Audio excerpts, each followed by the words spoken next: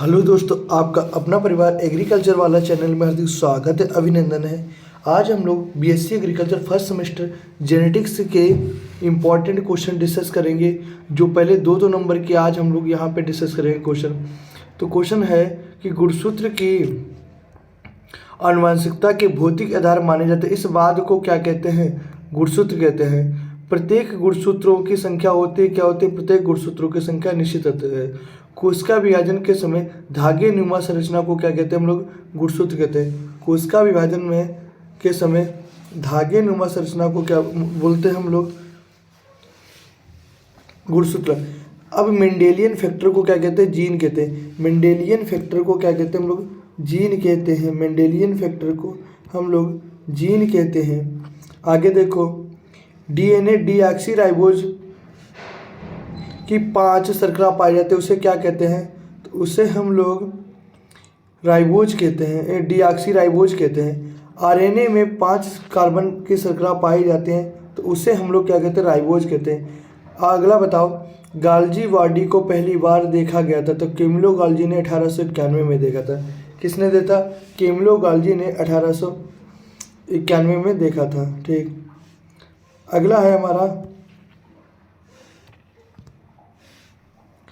कि डीएनए में एडेनिन की सदैव के बराबर होती है और थायमिन हमेशा साइटोसिन के बराबर होता है। डीएनए में प्यूरिन की मात्रा किसके होते हैं? पिरिमिडीन के साथ। प्यूरिन के अंदर क्या होता है? एडेनिन और ग्वानिन होता है। पिरिमिडीन्स वाली क्षार क्या होते हैं? थायमिन्स और साइटोसिन्स होती हैं। अगला है, एक जीन एक एंजाइम परिकल्पना का प्रतिपादन किसने किया? बेडले और टेम्पके। यहाँ से आपके दो नंबर के क्वेश्चन तैयार हो गए। यहाँ पे तो लिखा तो है, डायरेक्ट आएगा डीएनए का वाटसन क्रिक, जो डीएनए का मॉडल किसने दिया था? तो आप बताओगे डीएनए का मॉडल वाटसन क्रिक ने दिया था। द्विकुंडल संरचना होती है। अगला है, राइबोसोम्स का मुख्य कार्य क्या होता है? प्रोटीन का संश्लेषण होता है। राइबोसोम्स न्यूक्लिक अम्ल में आरएनए शर्करा पाई जाती है राइबोज में। यहाँ से एमसीक्यू जल्दी फिनिश करेंगे, उसके बाद में आगे क्वेश्चन। डीऑक्सीराइबोज शर्करा में राइबोज शर्करा के ऑक्सीजन परमाणु का द्वितीय कार्बन होता है, कम होता है। डीऑक्सीराइबोज शर्करा में क्या पाई जाती है? अगला है, न्यूक्लिक अम्लों में मिलने वाले फास्फेट गुण का अणुसूत्र क्या होता है? H2PO4 होता है। उसके बाद वही क्वेश्चन पढ़ेंगे जो आपके लिए इम्पोर्टेंट है ना। डीएनए में पिरिमिडीन क्षारक थायमिन पाया जाते हैं, जब आरएनए में इसके स्थान पर क्या पाया जाता है? यूरोसिल पाया जाता है। अगला, वह आनुवंशिक पदार्थ जो आरएनए जो आनुवंशिक सूचना को डीएनए से लेकर भागों को पहुंचाते हैं, उसे सूचना वाहक कहते हैं। उसके बाद, सभी अमीनो अम्लों के एक सिर पर अमीनो NH2 ग्रुप, दूसरे सिर पर ग्रुप कार्बोक्सिल पाया जाता है। mRNA से डीएनए की थायमिन T के स्थान पर यूरोसिल होता है। अब आते हैं हमारे जो बहुत इंपॉर्टेंट क्वेश्चन। आनुवंशिकता संबंधी सर्वप्रथम वैज्ञानिक अध्ययन के आधार पर आनुवंशिकता को पिता किसे कहा जाता है? ग्रेगर जॉन मेंडल को कहा जाता है। मेंडल का जन्म सन में हुआ था, तो 1882 में जन्म हुआ था। 1884 में इसकी क्या हुई थी? मृत्यु हो गई थी। अगला है, मेंडल ने आनुवंशिकता संबंधी नियम किस कौन के लिए दिए? तो 1865 में। आनुवंशिकता की इकाई जो जैविक लक्षण की अभिव्यक्ति के लिए उत्तरदायी होते थे, तो जीन होते हैं। समजात गुणसूत्रों की सशक्त स्थितियों के जीन की 2 वैकल्पिक अवस्थाओं को युग्मविकल्पी कहते हैं। अगला है, वैकल्पिक लक्षणों में 2 भिन्न व्यक्तियों के बीच संकरण से के परिणाम स्वरूप जो जाति प्राप्त होते हैं, उसे हम लोग क्या कहते हैं? हाइब्रिड कहते हैं। क्या कहते हैं? हाइब्रिड। वह क्रिया इसमें गुणसूत्र उपस्थित जीन युग्मक बनते समय साथ साथ जाना चाहते हैं, उसको हम लोग क्या कहते हैं? सहलिंगता कहते हैं। क्या हम लोग सहलिंग की अवस्था में हमेशा संतान में पितृ संयोग से संख्या प्राप्त होती है। अगला है, पूर्ण संलग्न।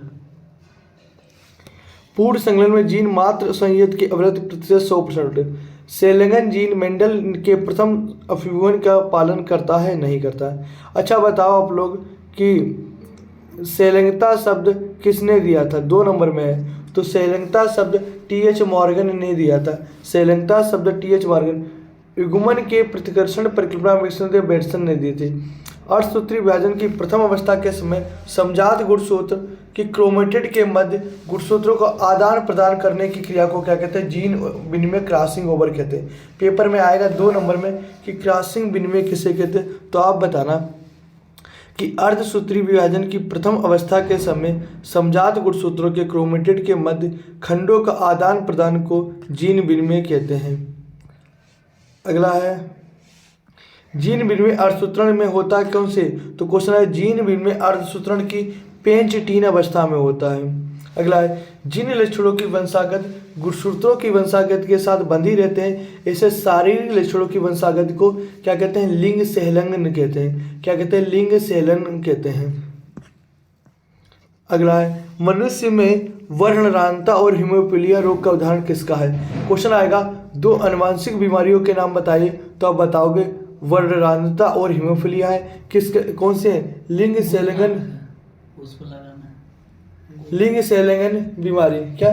लिंग सहलंगन बीमारी है। ऐसे जीन जिनके द्वारा उत्पन्न लक्षणों का प्रभाव नर मादा को अलग अलग होता है उसे लिंग प्रभावित लक्षण कहते हैं। अलग अलग होता है उसे क्या कहते हैं? लिंग प्रभावित लक्षण कहते हैं। ऐसे जीन जिनमें केवल एक लिंग नर मादा में ही लक्षण उत्पन्न होते हैं लिंग सीमित, सेक्स लिमिटेड ट्रेट कहते हैं। अगला है, इसको जल्दी जल्दी हम लोग खत्म कर रहे हैं 10 मिनट के अंदर। ऐसे लक्षण जिनको नियंत्रित करने वाले जीन केवल 4 गुणसूत्रों पर उपस्थित होते हैं उसे पुरुष सीमित लक्षण कहते हैं। किस? पुरुष सीमित लक्षण कहते हैं। क्या कहते हैं? उसे पुरुष सीमित लक्षण कहते हैं। जिन गुणसूत्रों पर क्रमबद्ध होते हैं उसे रेखीय क्रम कहते हैं। अगला है प्रत्येक जीन में सामान्यतः गुणसूत्रों की संख्या क्या होती है? निश्चित होती है। अगला सामान्य द्विगुणित में एक या एक से अधिक गुणसूत्रों का लोप या वृद्धि को असमगुणिता कहते हैं। क्या कहते हैं? असमगुणिता कहते हैं। गुणसूत्रों के समोच्च के समान रूप से क्या कहते हैं? समगुणिता कहते हैं। अगला क्वेश्चन है हमारा व्यक्ति जिनके गुणसूत्र कुलनों में एक अथवा अधिक गुणसूत्र युग्मों के साथ गुणसूत्र अनुपस्थित होते हैं उसे क्या कहते हैं? एक न्यून सूत्री कहते हैं। ठीक, अगला क्वेश्चन है, जो क्वेश्चन आपको इम्पोर्टेंट है वही पढ़ाएंगे, ये बहुत है। लिंग गुणसूत्र की एक न्यून सूत्रता के कारण उत्पन्न लक्षण को टर्नर लक्षण कहते हैं। अगला अब इम्पोर्टेंट है आगे कि उत्परिवर्तन शब्द का प्रयोग सबसे पहले किसने किया? तो उत्परिवर्तन शब्द का प्रयोग हागू ड्रिवेज ने किया। उत्परिवर्तन शब्द का प्रयोग हागू। अगला है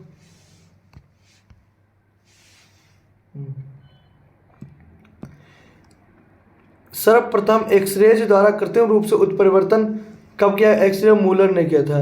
अगला क्वेश्चन है आपका जीन उत्परिवर्तन को सबसे पहले 1791 के द्वारा भेड़ों के झुंड में पाया गया। किसने देखा था? तो आप बताओगे सेठ राइस नामक किसान ने। किसने?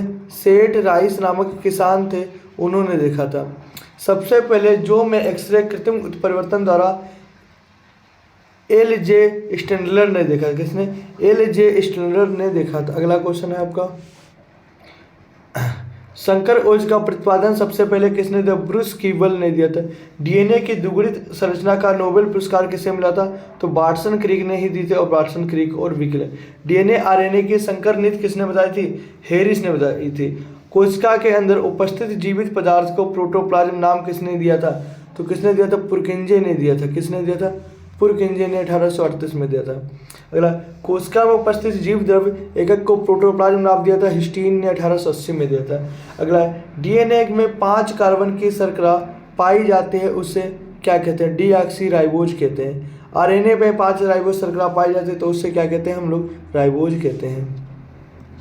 अब आते हैं हमारे अतलोकोत्तरी क्वेश्चन आते हैं, तो आप लोग जल्दी से इन अतलोकोत्तरी क्वेश्चन के लिए आप लोग एक बार क्लास को शेयर करिए सभी दोस्तों के पास, फिर आपको हम बहुत अच्छे तरीके से क्या चीज़ें कराते हैं।